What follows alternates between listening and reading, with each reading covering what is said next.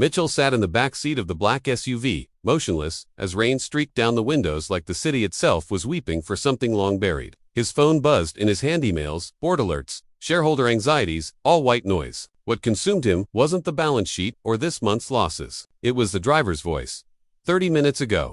No one in the company knew Mitchell Langston, CEO of Langston Retail Group, was riding incognito, wearing a thrift store hoodie and a stitched-on name badge reading Nick. No cameras, no crew, just him, just the truth. The driver, whose nameplate read Harold, hadn't shut up since Mitchell climbed in. First about traffic, then about customers, then about him, the guy who runs this place. Langston, he's AF *****ing, joke. Doesn't know **T about the people who make him rich. Harold spat.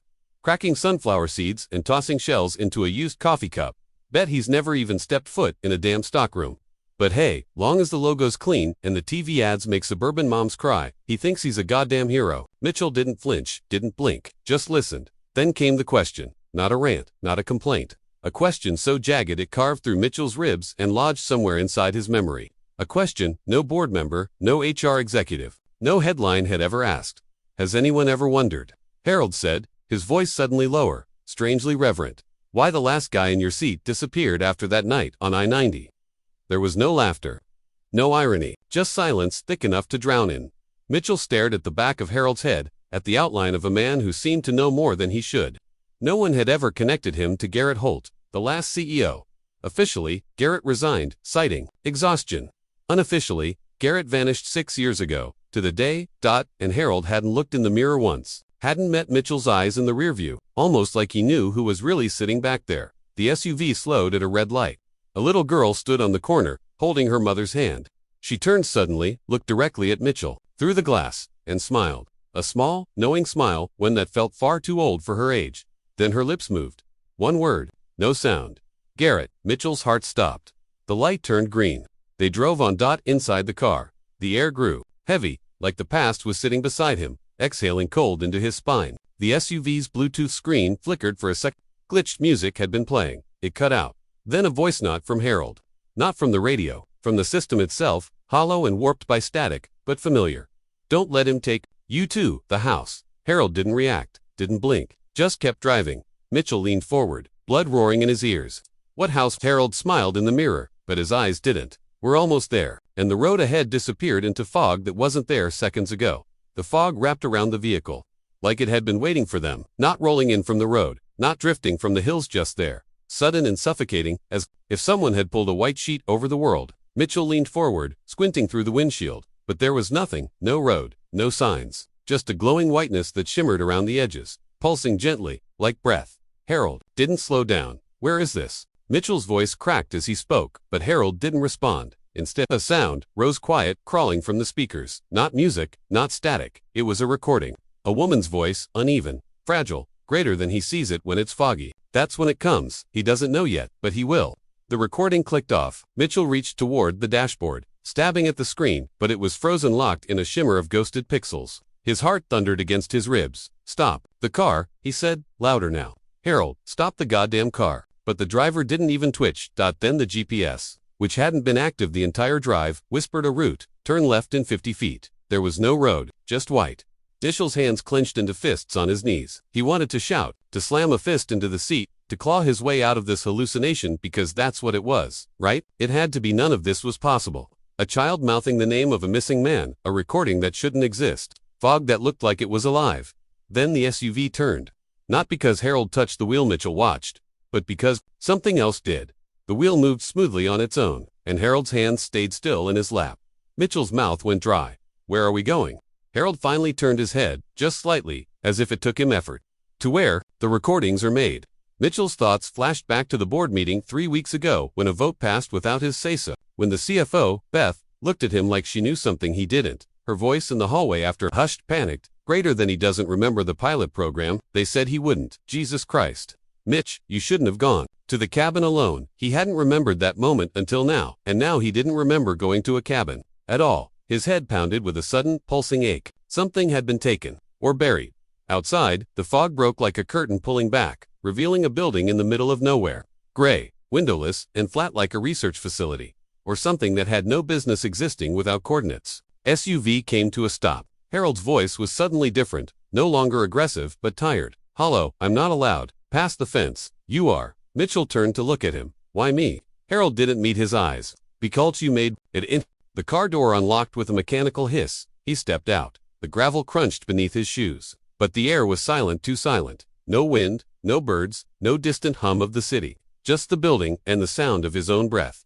He approached the door, and it opened before he could knock. A woman stood inside, holding a clipboard, wearing a black turtleneck and dark jeans, like someone from HR who had forgotten what warmth looked like. Her NAMA tag read, Clara. Mr. Langston, she said softly, stepping aside. You've finally arrived. He stared at her, confused. Do I know you?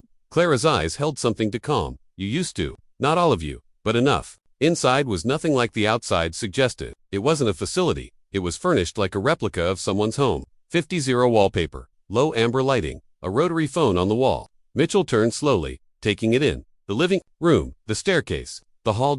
Then he saw it. On a shelf near the far wall sat a framed photo. The glass was cracked. The picture inside was of him, Mitchell, sitting beside a man he didn't recognize. Both were smiling, in front of this exact room, but written across the frame in red ink. Greater than do not trust what he says. Mitchell's hand began to tremble. He looked up, and Clara was gone. The house had changed. The lighting dimmed. The door he hadn't noticed before now stood ajar, revealing a narrow staircase descending into the dark. And then the voice came again. From the rotary phone, ***, Garrett never left. He just stopped answering. ***, the line clicked. His knees almost buckled. This wasn't just some off-the-books location. This was something else. Some kind of program. Hallucination? He didn't know anymore. He walked toward the staircase, unable to stop himself. The moment he crossed the threshold, the lights above him snapped off, one by one, until he was in complete blackness. Each step down felt like a memory peeling back. In the dark, someone whispered, a male voice, but close to close. Greater than they said you'd forget, but not everything. You still remember the cabin, don't you? The baby, the snow. A flicker he did. A crying baby on the floor. A woman screaming his name. A door he never should have opened. He fell to his knees. It was coming back, and none of it made sense. He wasn't alone in that room. A screen lit up suddenly, revealing footage. Security footage. Date stamped April 14, 2019, the night before Garrett Holt vanished. The footage showed Garrett sitting in this same room, head in his hands, muttering something. Mitchell leaned closer, trying to make out the words. The footage cut to black. Then came new footage. Date stamped 1 day later. Mitchell, sitting in the same spot, wearing the same clothes, rocking back and forth. But that couldn't be right. He didn't work for the company then. He wasn't even in the state. And yet, there he was, saying something over and over, greater than she said not to go back, not to remember. The feed went dark. Behind him, footsteps on the stairs. He turned. Clara, but she looked different now, her eyes hollow, skin too pale. You're not supposed to stay this long, she said. It starts to loop. Reality bends. You'll lose more than memory this time. What is this place? Mitchell whispered, voice breaking. Clara knelt beside him, placing a hand on his cheek. A recording studio. For people like you, people who ask the wrong questions. Then she handed him a small tape recorder. It was old analog, labeled in marker, greater than Garrett Fennell. Do not duplicate. Mitchell stared at it, thumb hovering over the play button. Clara leaned in, voice low and shaking. You only get to hear it once. After that, well, you won't be Mitchell anymore. She smiled, soft and sad. But maybe you never were. He pressed play, a scream. Not of pain, but of recognition. Then Garrett's voice. They erased it wrong. I saw the prototype. It wasn't a store. It was a test. We weren't selling anything. We were recording reactions. Every time they came in, we logged them. Every face, every choice. And when one of them remembered, they disappeared. I heard the baby again last night, she said. Your name, Mitch. A name I never told her. Then silence, then static, then a soft click. He dropped the recorder. It hit the floor, broke open. No tape inside. Just an empty spool. He looked up. Clara was gone again. The walls began to bend, like the whole place was made of memory, not matter. His phone buzzed. One notification. A voice message from his number. He played it. Greater than I know, you're scared. But you're the one who built this, remember? You wanted to see what truth looked like when no one else believed it. You asked for this. You said the lie was kinder, but the truth was yours. Mitchell looked down at his hands. They were shaking, bloody, but he hadn't been cut. The walls around him flickered like a video about to burn out. One last voice, right in his ear. Greater than now, show them what you found. And then it all went black. Mitchell woke up in his own bed. Warm light spilled through the slats of the blinds, cutting clean lines across the hardwood floor. Birds chirped distantly. A dog barked. The city outside hummed, with quiet, indifferent Life. His chest rose and fell with a strange, unfamiliar steadiness. No fog, no cold, no broken tape recorder. He was home. The air smelled like coffee. He sat up slowly, half expecting the floor to ripple or the walls to bend in on themselves again. But everything held. Normal, rational, solid. He ran his fingers through his hair and let the stillness settle into his skin like lotion, soothing, but too fast, too convenient. His phone sat charging on the nightstand, blinking with 4 unread messages. 1 from Beth, 1 from the board, 2 from a number he didn't recognize. He played Beth's voicemail first. Greater than Mitch, you've been offline for a few days. Look, I know things have been off, but we've reviewed the security footage. That site, whatever it was. Ours, we don't know how you got there, but you're safe now. That's what matters. Call me. He deleted it without replying. The next message was a video from an unknown number. It opened with static, then focused on a still image. ***, Mitchell, sitting in the back of the SUV, ***. The moment Harold said Garrett's name, he stared at the video, paralyzed. That footage couldn't exist. No one had recorded that. A timestamp blinked in the corner, but the date was wrong. March 3, 1997. That couldn't be right. He would have been 16. The car and the footage didn't exist in 1997. But the person in the back seat, he squinted now, wasn't him. Not exactly. The man looked like him, but not now. Not recently. Aged. Off wrong. And yet, Mitchell remembered that date. March 3, 1997. He remembered waking up in a cold sweat that morning. Back in high school, after a dream about a house in the woods, a staircase, a voice calling his name from below. He never told anyone about it. His therapist, years later, called it unresolved adolescent trauma. But that date had haunted him, and now someone was feeding it back to him like it belonged. In his life story, Mitchell went downstairs. The house looked just as it should, kitchen, spotless, appliances humming. His keys were still in the bowl near the door. The framed family photo, his parents before the accident, his sister before she left for rehab, hung untouched near the stairs. But when he looked closer, something in the picture had changed. He had changed. The boy in the photo was no longer the awkward, nervous kid he remembered. His smile was wider now, too wide. The eyes were wrong, direct, confident, aware. Like the boy knew something the man, looking back at him, never had. He reached for the frame, and a coldness bloomed in his stomach as he saw something etched into the bottom corner of the wood, scratched so faintly it was nearly invisible. Greater than you didn't come back. His hands trembled. A knock at the door. Mitchell turned slowly. Through the glass, a woman stood in a gray coat, holding a brown envelope, sunglasses, lips too still. He opened the door cautiously. "Mr. Langston?" she asked. "Yes." She handed him the envelope. "From your father's estate. It was misfiled. We just found it." Mitchell blinked. "My father's been dead 20 years. She nodded once. "We know." She turned and walked away without another word. Mitchell opened the envelope with numb fingers. Inside was a Polaroid. It showed a room, a study, wooden walls, books, and in the center, a child, him sitting at a table with headphones on, mouth slightly open, like he was listening to something. Written on the bottom of the photo. Greater than ***, first session, memory extraction test. Subject number 001, age 9, ***.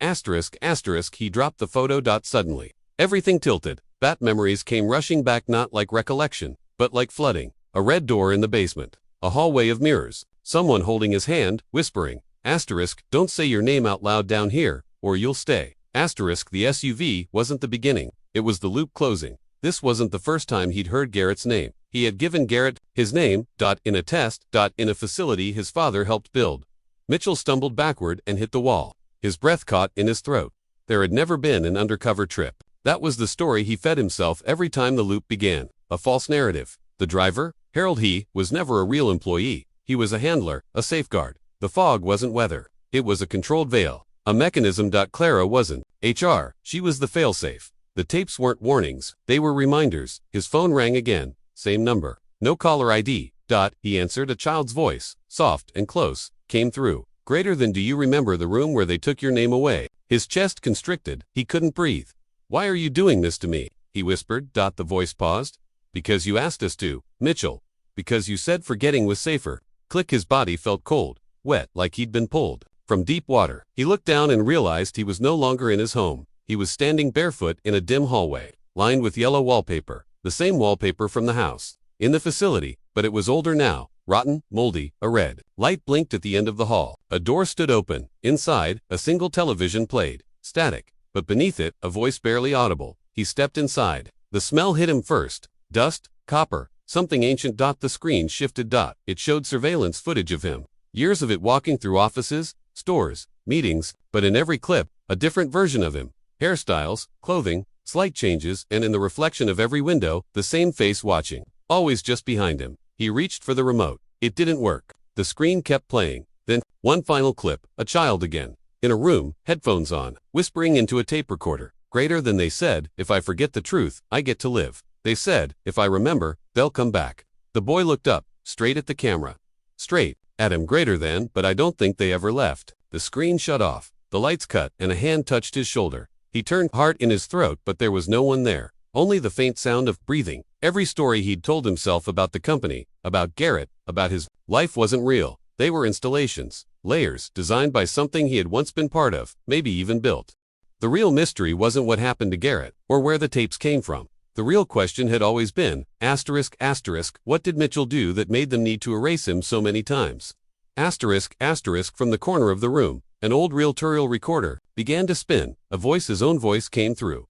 Greater than this is session 42. Subject showing increased resistance to reset. Recommend deeper extraction. If this fails, initiate loop protocol. He must never remember what happened in the control room. Silence. Then, from behind him, the same voice, older, broken, breathing in sync with him, greater than, but you just did. The light came back. Mitchell stood alone, except the TV now showed the first scene of the story. The black SUV, Harold's voice. The question, has anyone ever wondered why the last guy in your seat disappeared after that night on I-90? Loop protocol. He was back at the beginning, only this time, he remembered. But just as the panic surged in his chest, one last detail on the TV screen shifted. The driver wasn't Harold anymore, it was Mitchell. And in the back seat sat someone else, wearing his face, smiling, not blinking, waiting. Mitchell hadn't slept since the loop reset. He could feel it under his skin now, the wrongness like static behind his eyes, pulsing in sync with a truth too large to hold. The TV had gone dark again. The reel-to-reel player had melted into dust. He stood in the middle of a room that no longer looked like anything. The wallpaper had peeled itself into unreadable symbols, looping spirals, ancient geometry that throbbed. When looked at too long, the kind of symbols that looked familiar, not because you'd seen them before, but because they'd been with you, tucked deep in a place you had no language for. He wasn't alone in remembering. That revelation didn't arrive like an epiphany. It arrived in a photograph slid beneath the door. No envelope, no markings, just a curling Polaroid showing 5 people seated in a circle, their faces half obscured by shadow, but their eyes unmistakably awake. One of them, a woman in a plaid coat, had her hand raised toward the camera, 4 fingers up, thumb bent inward. Mitchell didn't recognize the gesture, but his hand moved on its own, curling into the same shape. Something old fired inside him, a recognition that didn't come from his life, but from someone's. He flipped the photo, scrawled on the back, greater than you were right all along. We're watching too, look for the ones who dreamed differently. He turned on every light in the house. Every room felt like it was already occupied, like the shadows weren't responding fast enough to his presence. Then came the dreams. They started small, a subway car, empty except for him and a man with no mouth, holding a journal that bled black ink through the pages. Then a forest where names echoed off the trees. All of them his, none of them true. Then the mirror dreams. He'd wake up to find himself already in the reflection, moving independently, mouthing words in reverse. One night, the dream version of himself held up a sign pressed against the glass. Not your body, not your story. They made you wear it. He screamed awake.